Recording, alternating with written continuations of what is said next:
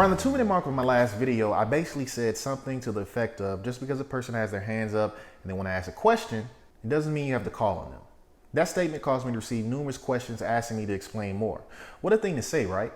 I also admitted that it may be rude. It could be very rude to deliberately not call on someone, but let me clarify. I'm not saying this with negative intent. It's really something you should do only if you're running out of time or if you're dealing with an unruly audience member.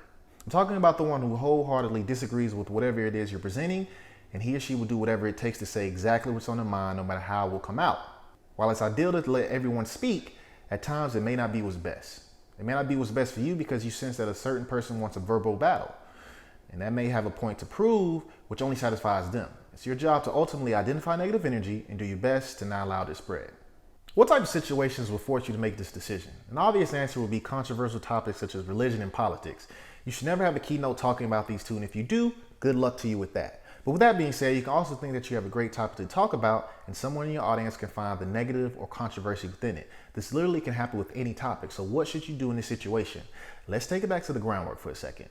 With any topic you're looking to present, you should be listing out the pros and the cons. The pros being all of the great insights and helpful things your audience can take from it. The cons being the negative aspects your audience can pull from it and will want to challenge.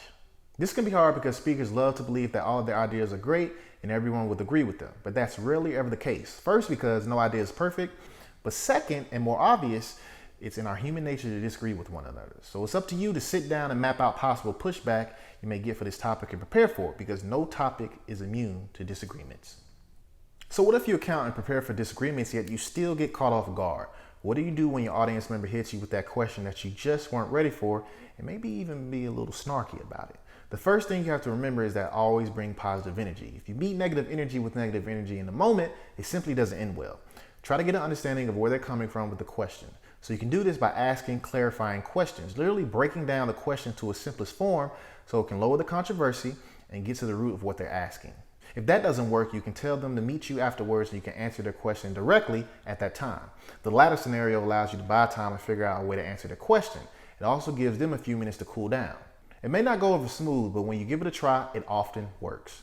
Well, what if you keep getting controversial questions? Then you have to take a look in the mirror. There has to be a common theme in it all, and it can't be all on your audience. A lot of times we don't like to accept responsibility and we hate to point blame ourselves. But that's what comes with the territory, especially in the speaking game. That means that your audience will give you clues that your information isn't landing or going over well. And you can be blind to it all you want to, but just like when you speak and your audience listens, when your audience speaks, you should listen too. They're the ones paying to see you. They're the ones whose time you're either making use of or wasting. They're the ones who ultimately can keep you in demand or have you put back on the shelf. It's just up to you to recognize that and listen.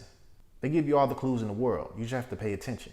Be open to their thoughts and respect them, even if you don't get it in return. It shows a lot about your character and it takes you a long way in this game.